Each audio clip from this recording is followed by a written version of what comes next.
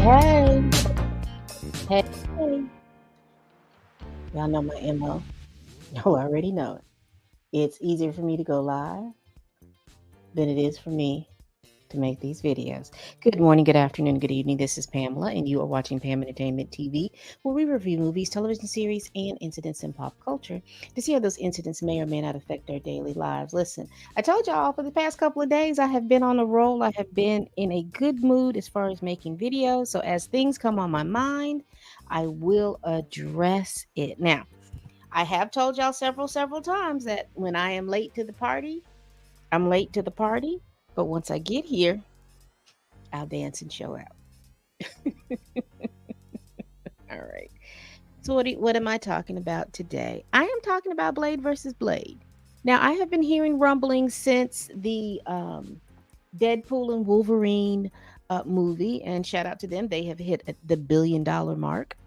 But ever since that Deadpool and Wolverine movie, I told you all, I think it was last week, that I had not watched the movie, but I did understand that Wesley Snipes' iteration of Blade was in the movie, and we heard the fandom see that, and then there was this big groundswell of certain fans saying, "Hey, we'd like to see Wesley Snipes uh, bring back his character of Blade, come back and do Blade.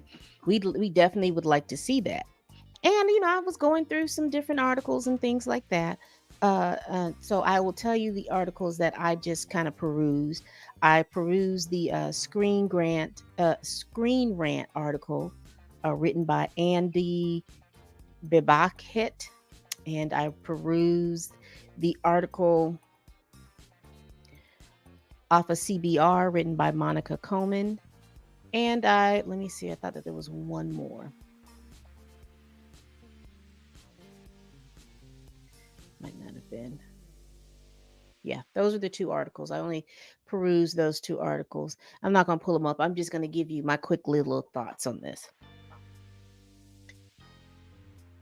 I don't remember which studio did the first three Blades.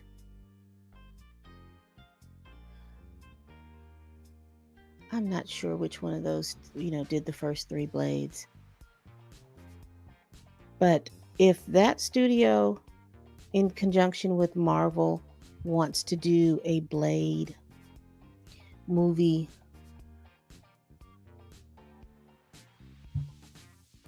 give me 1 second. Let's see. Blade 1, 2, and 3.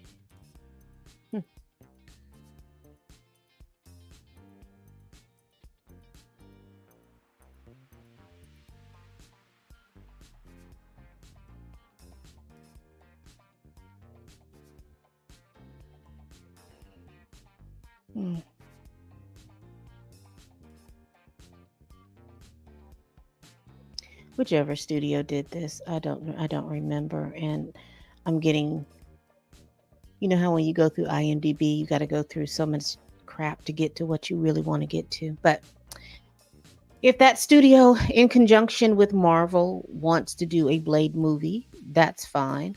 However, it can't come before Mahershala Ali's iteration of Blade. Again, is there a certain type of pattern going on? You remember when Recast T'Challa happened, there was this big groundswell of people, no, don't recast T'Challa. Chadwick wouldn't want that. Let Chadwick be the only T'Challa that has ever existed in cinematic universe history, ever. And now you're hearing the same thing with Blade, and the tickling thing is the movie hadn't even come out for him yet, and people are already talking about, no, we just want Wesley Snipes. Is it really the people?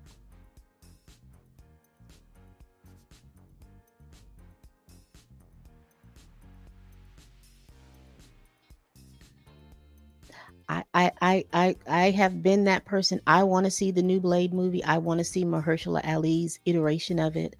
But at this point, I am going to need Marvel to put up or shut up. If you're going to do it, go ahead and do it. If you're not going to do it, then you need to say that you're not going to do it. All of this back and forth and the scripts aren't right and all this other stuff. How hard is it to make a Blade movie?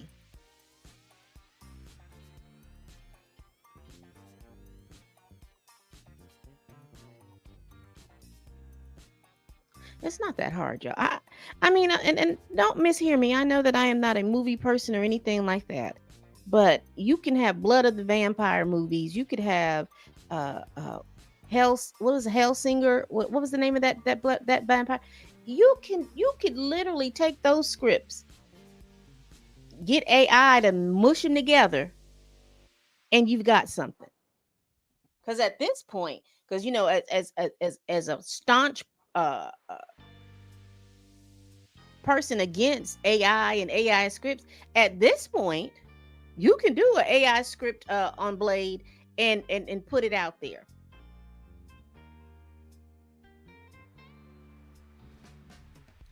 But you know what? Here's the thing, and I think I would say to the Blade community that want to see Blade be made, in particular with Mahershala Ali, make one big resounding statement and then leave it alone.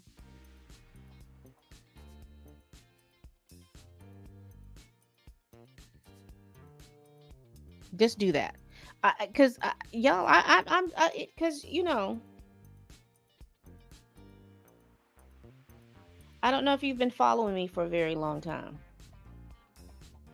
but if you've been following me and all the little different iterations of things that I had talked about over my channel, I do talk about the life lessons that my father taught me. And one of the things that he said, and he says it very clearly, and do not pay anybody your money and kiss they behind too. And that has always been something that has stuck out and been very, very real to me. And it seems like Marvel doesn't understand anything except for the dollars and the cents of it all. Make one big resounding statement and then stick to it. If you are people who support Blade and you are people who support Mahershala Ali, even if you're people who support Wesley Snipes in any iteration of Blade, make one big resounding statement and then stick to it. Because this now borders on, for me, to seriously look at this as a psychological study. Why is it so difficult to make a Blade movie? Even if you take the writer's strike, even if you take the actor's strike out of the equation, why is it so hard to write a script about a man who is half vampire, who is a daywalker, who takes out vampires? Go to Twilight. Twilight had a great script. You can even go to Harry Potter and pull some information out of there. Hellsinger, Halloween, Freaky Friday, Monsters Inc.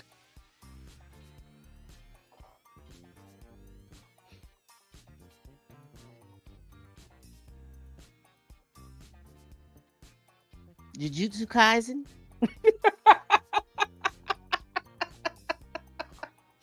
You all can pull a lot of things from a lot of different places. I'm interested. I'm interested to see. But this, like I said, this was not going to be a long video. Who y'all got? Wesley Snipes' Blade, Mahershala Ali's Blade, Marvel. What's taking you so long? You really have no excuse. We're going to take out the writer's strike. We're going to take out the actor strike. So that's a whole year. We're going to take one whole year out. You still haven't explained to me why there is no script. Agatha has a whole series. Ironheart is about to come out. You're working feverishly on Frozen 3, Moana 2, Mufasa the Lion King.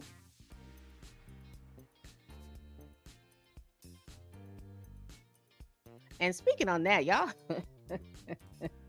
y'all sat here and traumatized a whole generation with Mufasa dying, and now you all are traumatizing that same generation by acting like by showing that Mufasa was not the rightful king in the first.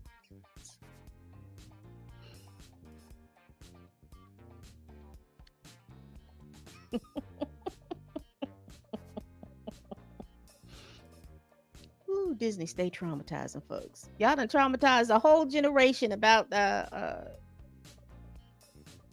Simba seeing his father killed and all the stunt shows and shenanigans Simba went through to get back to being the king again. And we find out that Scar should have always been mad.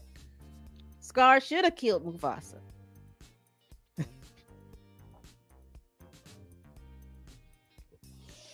Sorry, I used the wrong word. He should have pruned Mufasa off the top.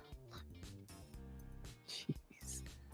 All right, I'm ranting, and I don't like to be a ranter on here. I only came on here just to be able to say, who y'all got? Mahershala Ali? Who y'all got? Wesley Snipes? Because there's only like a 10 years difference in their age. At this point, I don't see Mahershala staying long. And especially when you have this groundswell. And y'all remember this groundswell happened back on the when they were talking about recast T'Challa. I want y'all to pay attention to these patterns. They mean something. And particularly when it comes to IPs that the superheroes themselves or the villains themselves have been portrayed in the comics for 15-20 years as either African American, African in the African diaspora, wherever they fall through, that it's always very difficult to get these IPs out.